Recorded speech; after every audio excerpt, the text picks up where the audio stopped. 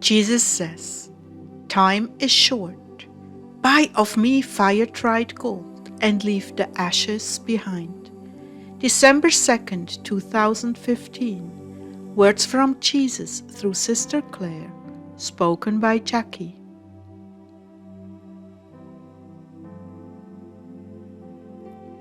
Jesus began, "There isn't much time left." How do I take that, Lord? You know what I'm struggling with. You know me well. You know my heart of mercy, but I tell you the truth. We are heading towards the point of no return. And what about if we rise up and pray for more time? Can it be forestalled? Oh, Claire, you're impossible. I have a message and you're niggling with me. I'm sorry.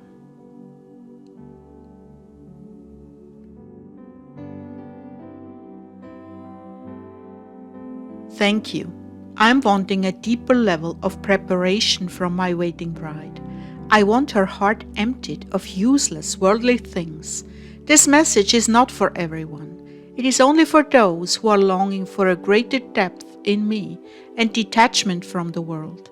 I'm imparting this grace to those who are listening or reading in this moment. That means if you read this message 6 months after it was written, it still carries that grace for those who are earnestly seeking it and longing for it with all their hearts.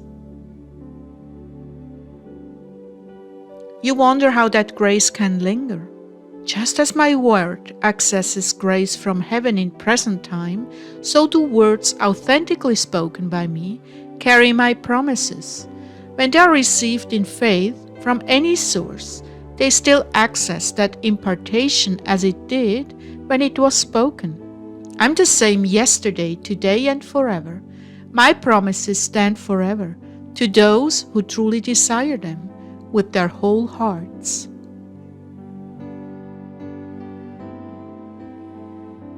There are constant little worldly treasures and perks and treats that pass before you every day. What I want you to understand is the less significance you attach to those things, the less time you spend on them. The more I can fill you with my spirit and those things that truly matter to me. Isn't that wonderful? Yes, indeed, it is, Lord. I have known this freedom before. Oh, glorious freedom from vanity, fine foods, worldly entertainment. Oh, those days were so full of your spirit and so precious to me, like none other. Isn't that what you cried out to me for this morning? A pure heart? Burn the dross from my heart, Lord. Burn it all away. Well, Lord, that can only happen with your special grace. That's exactly the point. I give the grace, you correspond.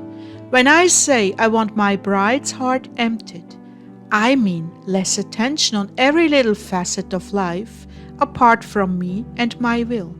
For instance, vain things like manicures and hair, cosmetics, stylish clothing, and matching outfits and accessories. These things, unless they are necessary to your work, occupy space in your hearts and minds that could be dwelling in the abundance of my spirit. You see, when you attach significance to these things, you may not be actively thinking of them, but you're easily snagged by all that relates to them. These are some of the distractions that make prayer more difficult for many. But when you cast off the yoke of your pleasures to make room for my pleasure, then your communion with me goes deeper, much deeper, as matters of the flesh melt away.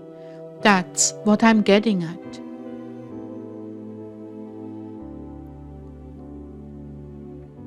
Not everyone is ready to let go of earthly pleasures to have more of me, but as they seek me in their own ways, Eventually they head in that direction. I have sublime patience with all those who reach towards me.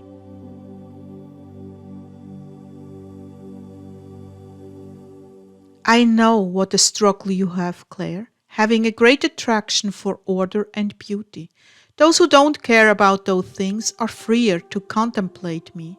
We are always going back and forth about these things, aren't we, dearest? Oh Lord, that is hard, if not impossible for me. If I were blind, well, that has its own serious problems. At least I wouldn't get distracted into arranging things to my liking. Believe me, you would find other things not to your liking. It is part of the obsessive compulsive nature. But remember, when you offer yourself to me, withholding nothing, and study your actions and thoughts to deliberately exclude those things, you are so much freer.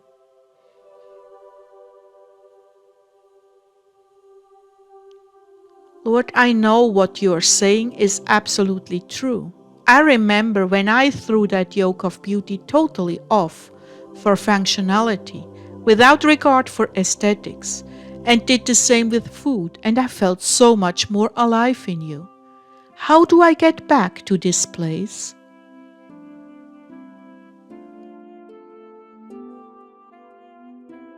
That's what I'm trying to give you here, my sweet bride.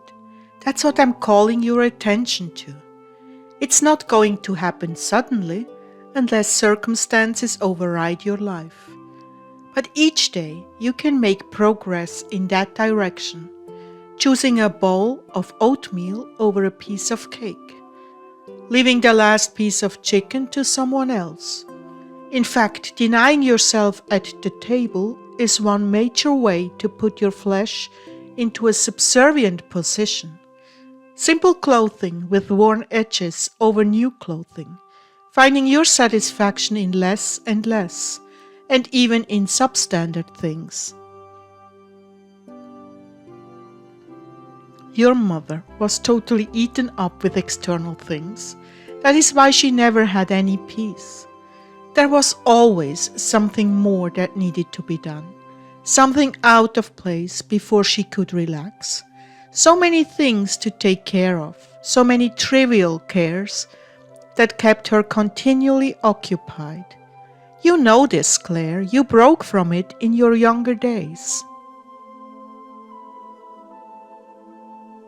Yes, I remember a room I was renting in Berkeley, California.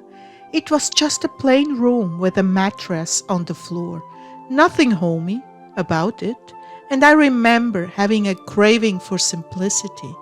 I had just moved out of a large flat in San Francisco that was extravagantly decorated, and I was so refreshed by the utter simplicity of this room.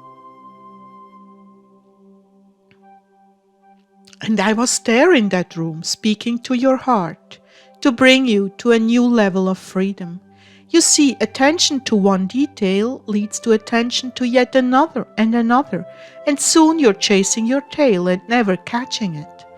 It all depends on how ambitious you are in having things in your environment just to your liking.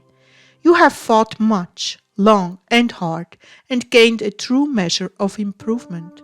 But there's always room for more.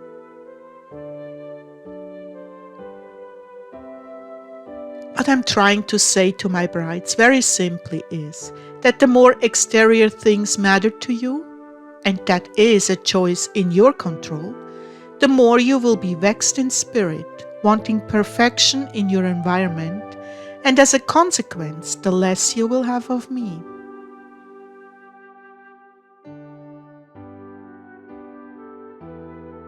Deny yourselves these little pleasures more and more each day, and soon you will realize I have taken over your thoughts and I dwell in you in greater measure. Postpone your need for order and beauty, my love. In heaven all will be to your liking, but for now postpone this driving compulsion and live more and more simply from day today. Understand, my brides, your worth is not in beautiful clothing, houses, and cars. No, all those things will be stripped from you, and the only thing left standing will be your virtues and what you did for others, out of pure love and no other motive. I have taught this to you all many, many times before. But now truly, we are nearing the point of no return, and I counsel you, buy of me fire-tried gold and leave the ashes behind.